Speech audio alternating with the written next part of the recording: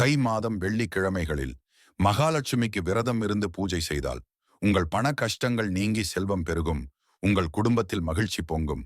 தை மாதம் 4 வாரமும் விரதம் இருப்பவர்கள் நினைத்த காரியங்கள் நடைபெறும் என்பது ஐதீகம். உங்களுக்கு பண கஷ்டம் இருந்தால் அஷ்டலட்சுமி என்று கமெண்ட் பண்ணிட்டு பொதுநலம் யூடியூப் சேனல் சப்ஸ்கிரைப் பண்ணிடுங்க.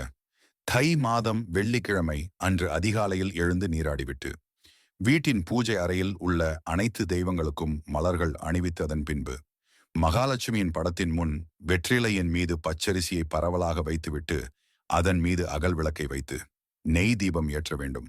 ஒரு கண்ணாடி கிண்ணத்தில் உப்பை 3/4 அளவிற்கு நிரப்பி அதன் மீது 3 10 ரூபாய் நோட்டு மற்றும் 3 1 ரூபாய் நாணயம் வைத்து மகாலட்சுமியிடம் நம்முடைய வேண்டுதலை கூறி வழிபட வேண்டும்.